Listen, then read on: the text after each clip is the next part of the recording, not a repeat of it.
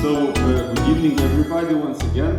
Actually, I just wanted to say one thing for it to go on record, because this is going to be heritage for posterity, floating in the wide oceans of internet. So, actually what I wanted to say is a huge thank you to the library of Anykščiai,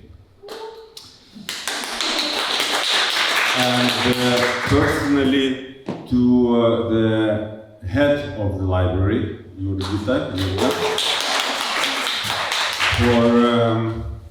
for making this whole thing happen.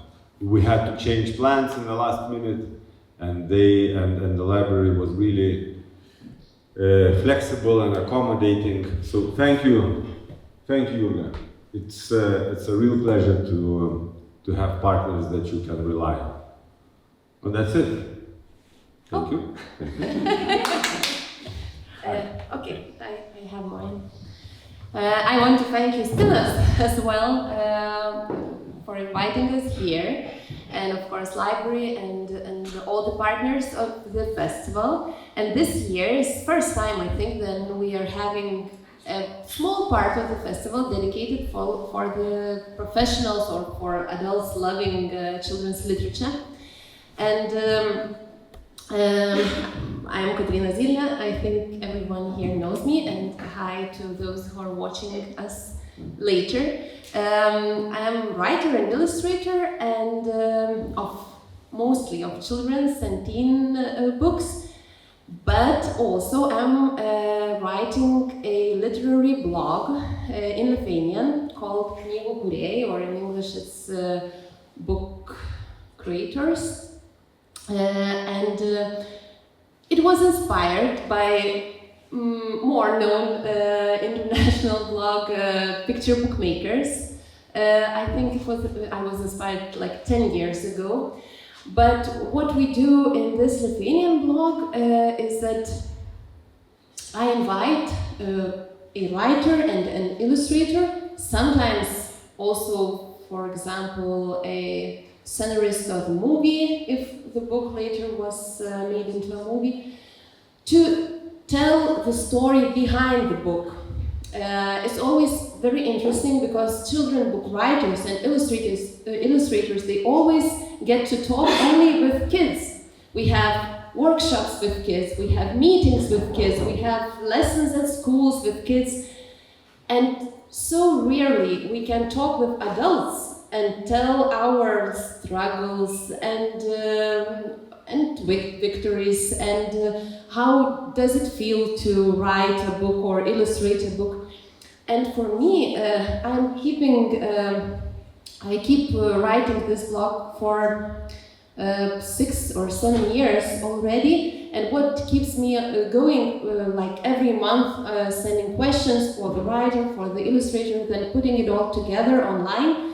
What keeps me going with that is that it's like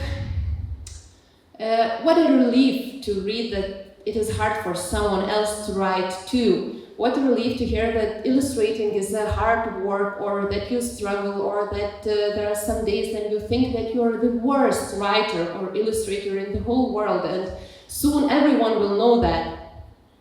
So, and this time our event is called Book Makers or Book Creators Take Over the Scene. I think it's the first time that in totally same format as it is in the Lithuanian blog, we're telling these stories of 2 books that you see on the table. One made by Latvian writer and illustrator, and one made by Estonian illustrator and writer. We will dive into the making of these books verbally and visually. We will have a lot of visuals, and the answers will be given in words. Maybe sometime later it will go to the blog in written format, but today we're experiencing it live. And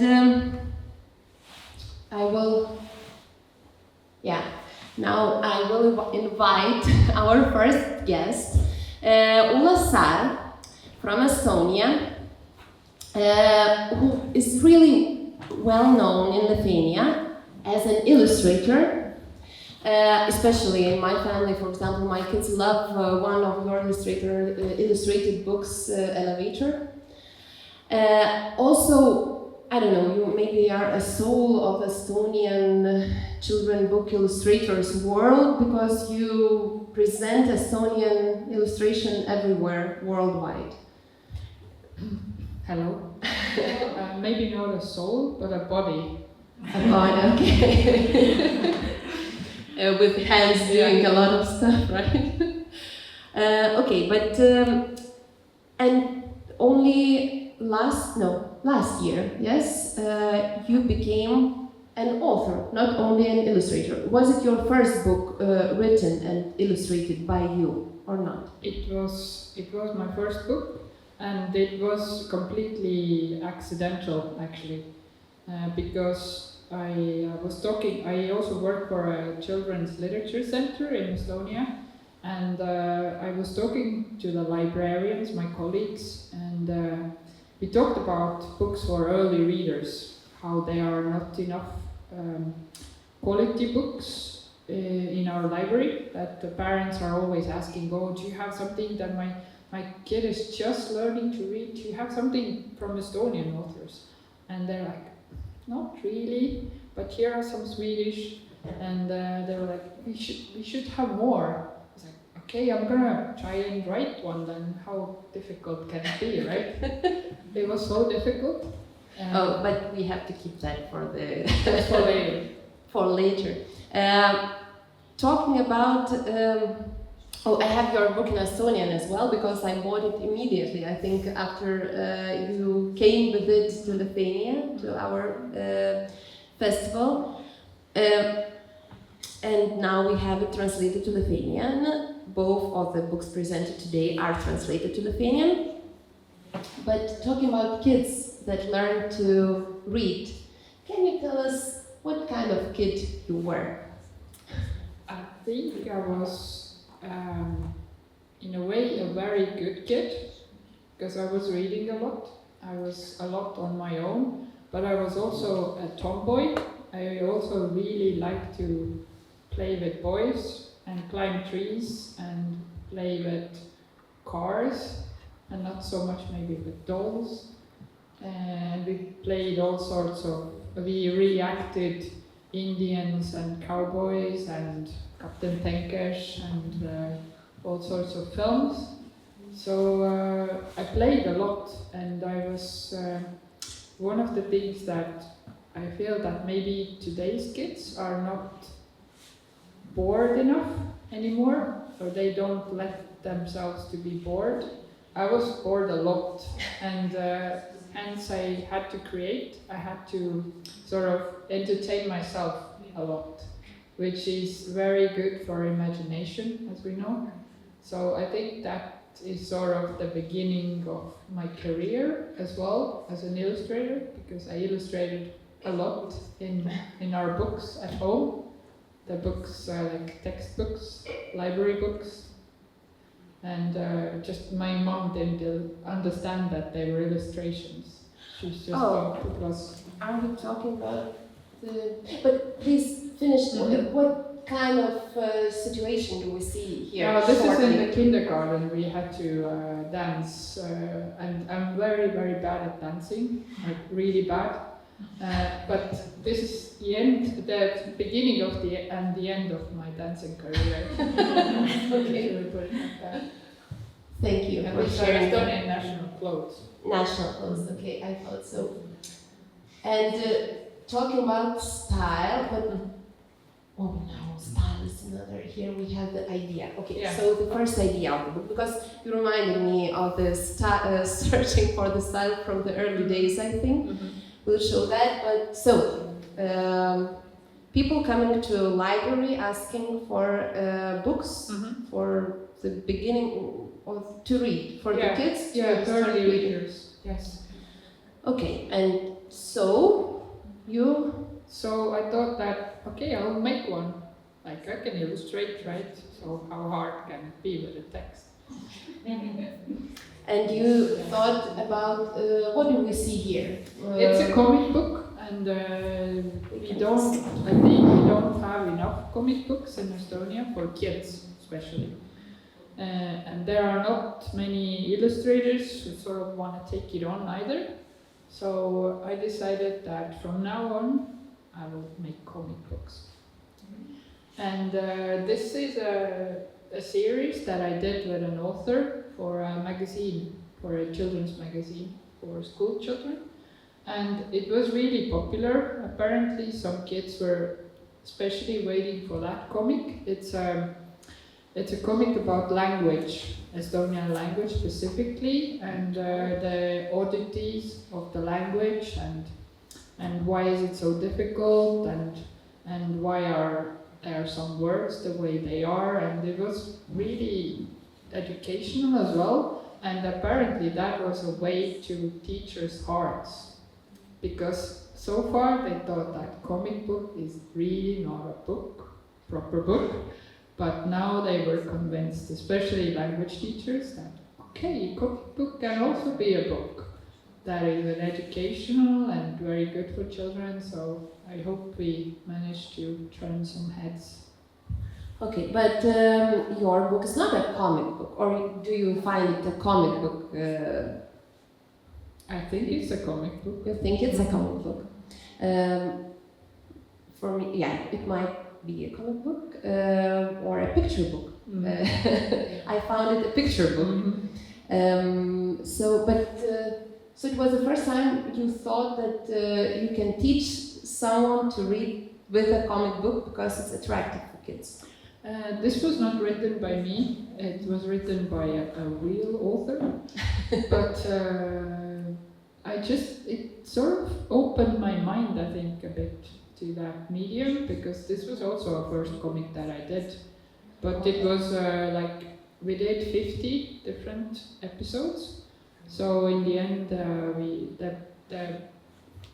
the publisher of the magazine decided to publish it as a book. So all those 50. When was it? Last year.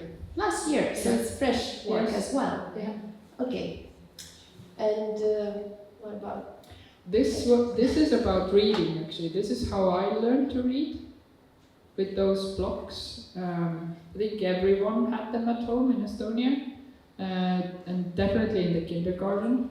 They were all like chewed and really old looking like these, but you could make words, and this was a really good way of learning. So I sort of was a bit inspired for this book to not use very difficult words, to use very easy reading words and short sentences to sort of enhance the sense of success in children as well, that it would be something that they can tackle, And what I didn't sort of realize deeper is that it will actually be the first book that some kids will read, and it will forever be their first book.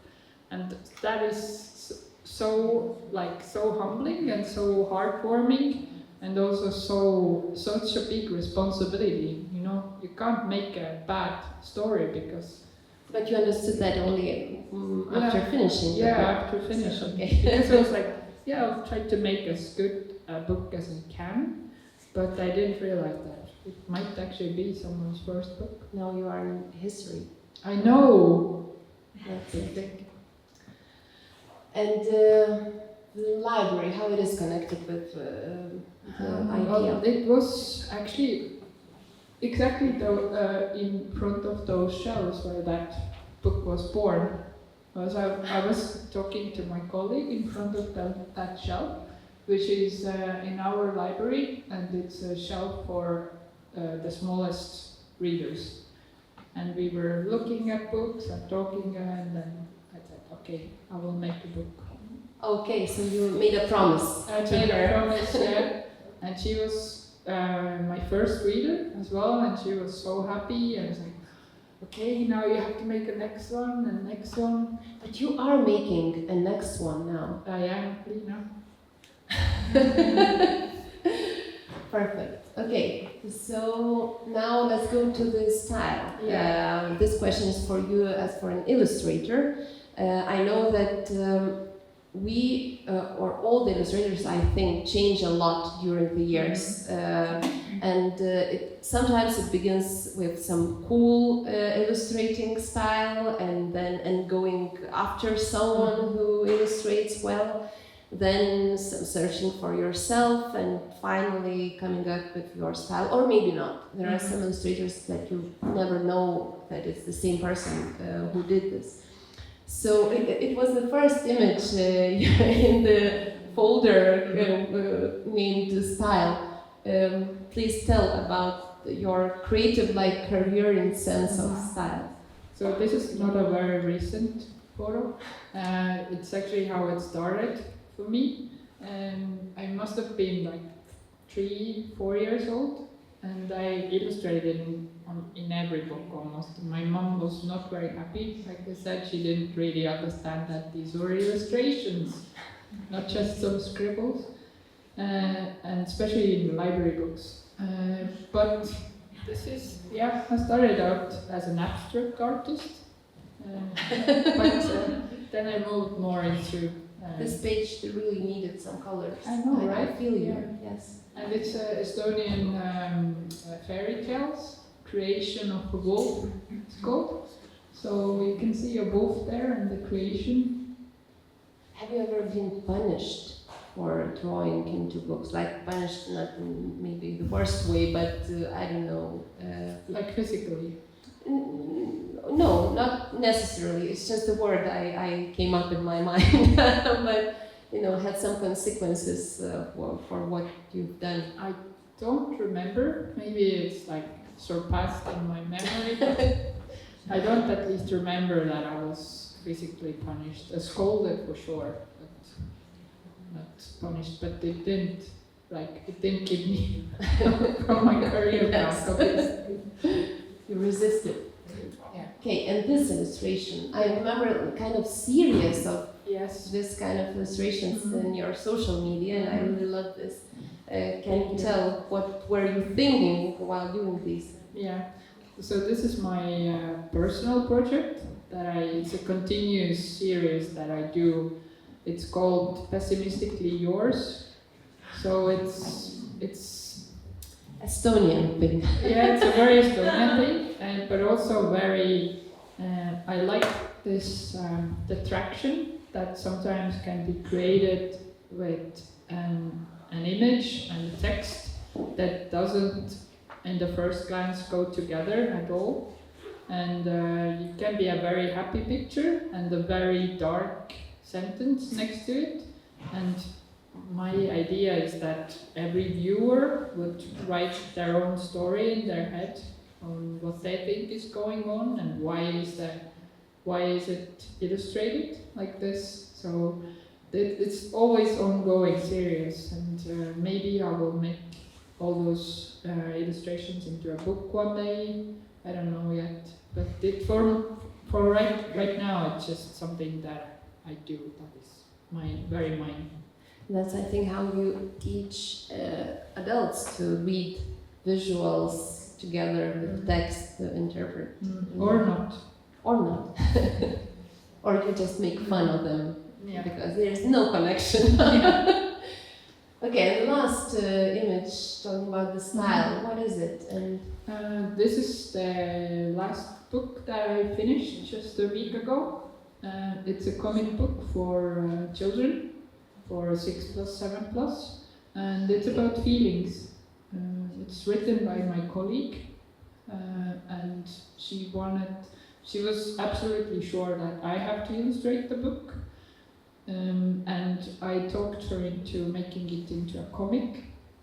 She really hadn't thought about it, but when she saw the result, she was like, yes, this is the only way.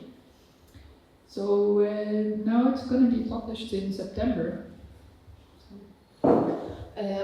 Congratulations on Thank you. finishing this last book.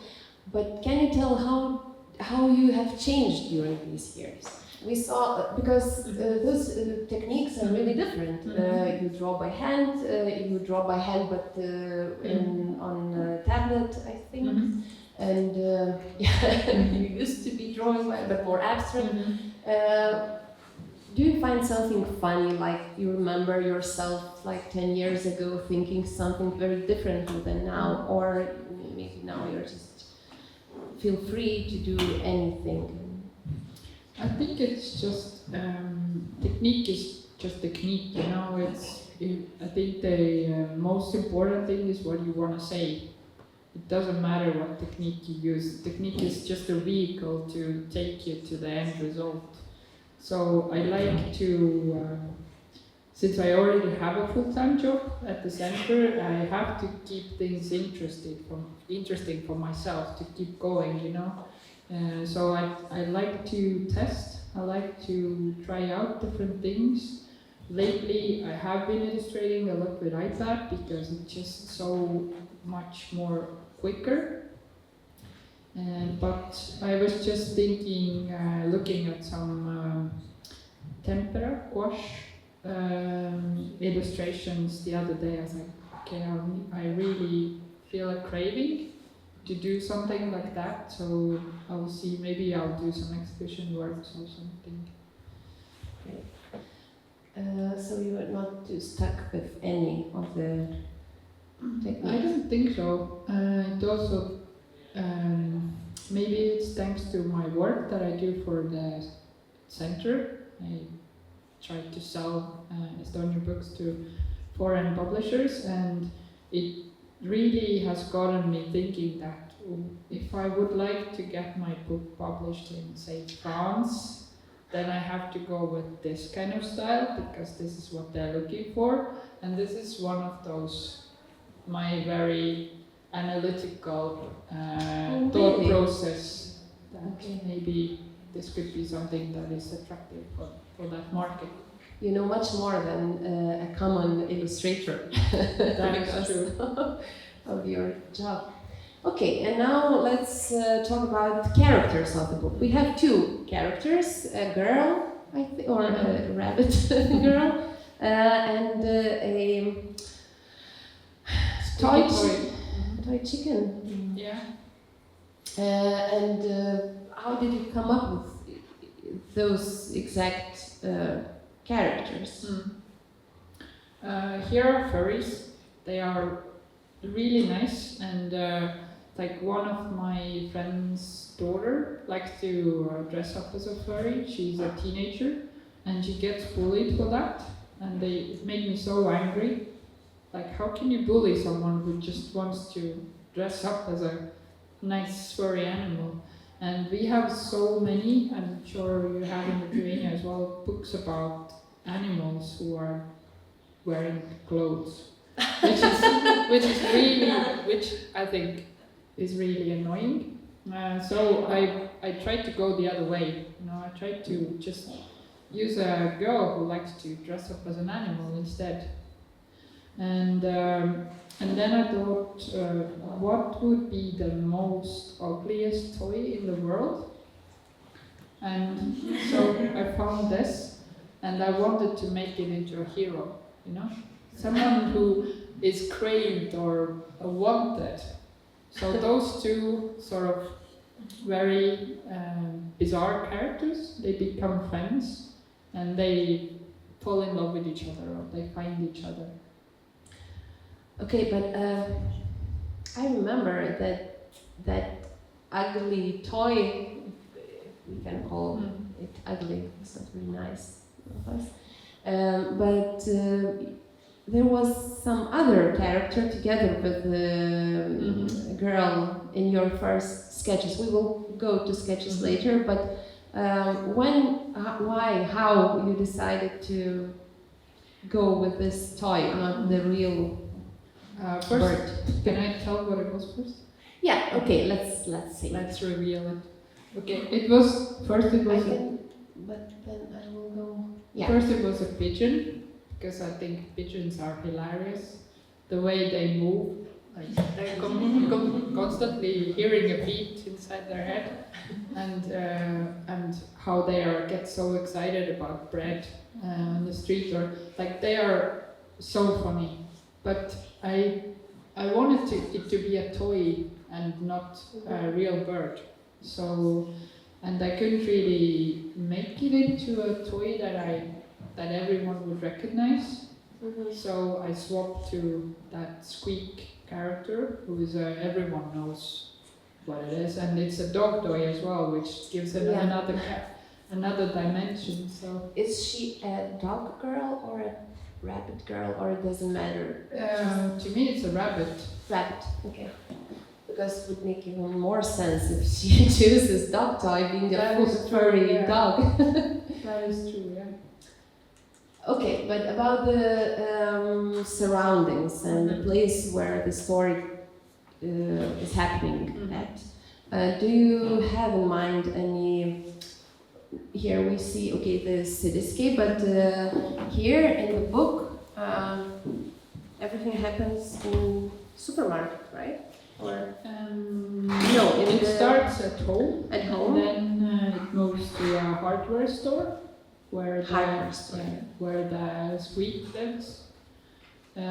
But this setting is my favorite place in the world. It's an island called Gotland in Sweden, and a city called Visby, which is the capital of Gotland. And this is where I made the book. I was in a residency for 3 weeks, and I made that book there during that time. And you know that the story happens in here, or it's just the setting of your creative? It's the setting of where it happened, where it was created, but the setting in a book could be anywhere. You know, it's up to the children or parents to imagine. Yeah. But if you close your eyes and imagine the toy, that dog toy part at the shop, do you know exact shop that you see when you close your eyes? No.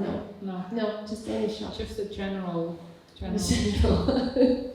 Okay. Sorry. And I wanted to ask about the plot. Was the story changing in your mind while writing it, while working on it? How you decided for it, like it starts like that, ends like that, and that you are finished? You don't need to search more, like to think more about that. Why is it like that? I try to make it as simple as possible, because the main idea is that a child would concentrate on the text, and the text is not very complicated. It's something that they can relate to.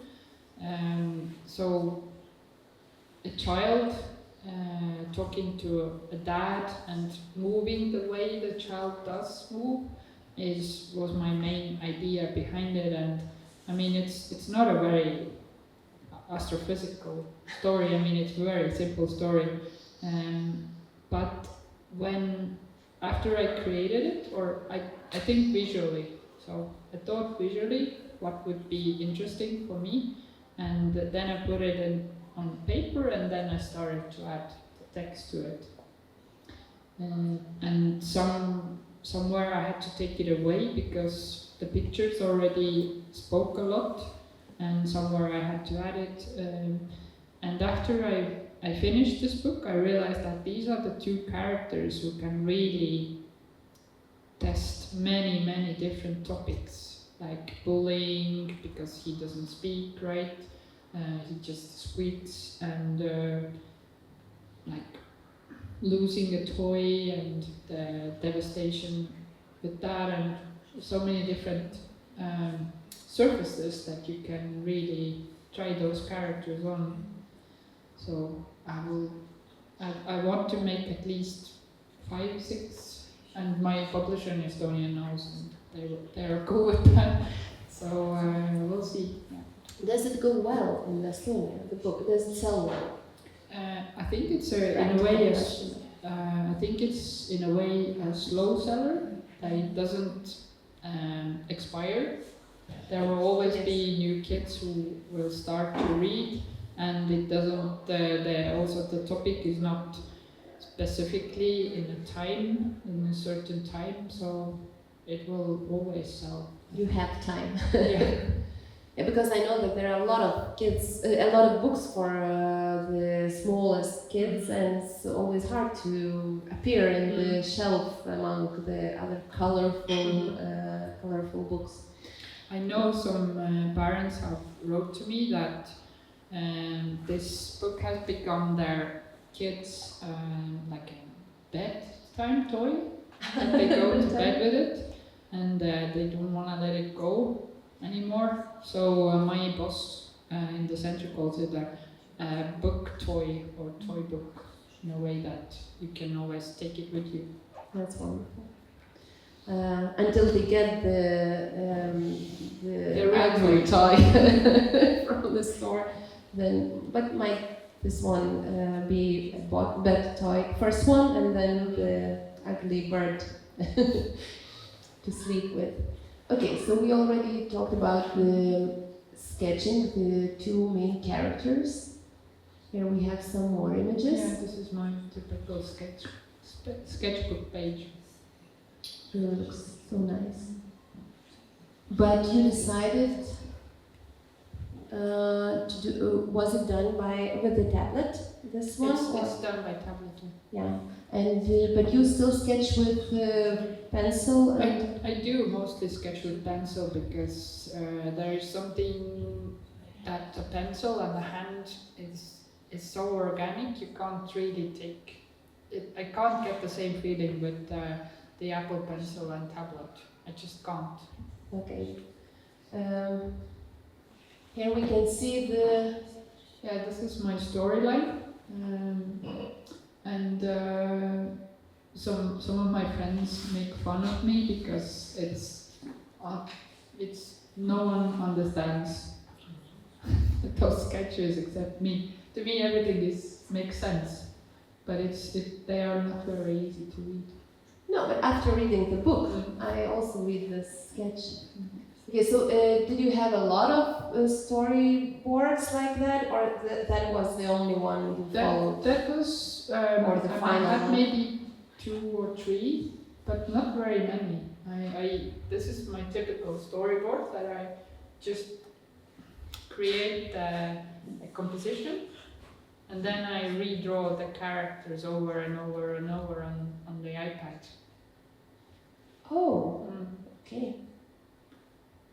I'm not the one who makes like perfect sketches because it's boring, you know. I want to have fun while I illustrate, so I make a very rough sketch like this, and then I start to draw it clean. Okay.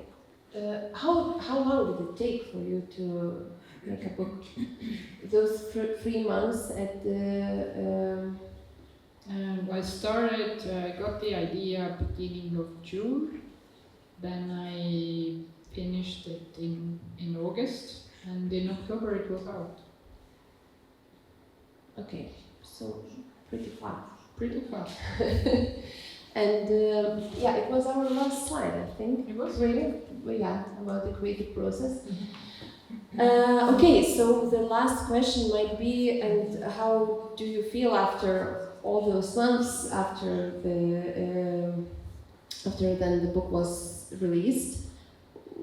You mentioned some emails or messages from parents. Do you find something annoying, what you would like to change in the book, because it sometimes happens after a while, that you are going to do differently in upcoming books? Or are you just satisfied and so feeling lucky to be author of this book? Okay, don't tell anyone, but I really hate this first picture, because it was, I can see what's behind it. I really tried to find the right color scheme and the right approach, and it's to me, I can see through it, you know, what's behind all that. And I didn't get it right. I don't know how many times I illustrated the first image, maybe 15, 20 times, and I still didn't get it right. And it's still not right, but no one else can see it but me. Only this one? Yeah, only this one. And then everything goes smooth. Yeah, these I really liked. These came really easy. And the rest of the ones, I had this idea for a very long time to make a children's book from a child's perspective, that they can't see anything else than their eye level, and that's why you can't see the faces of grown-ups. You can just see legs. You know, you get the idea of grown-ups, but you won't see the faces ever on the next books either. Okay, and the girl always talks like that because she is looking at her dad. Okay, Ulla, thank you. Thank you. Thank you for the book. Oh.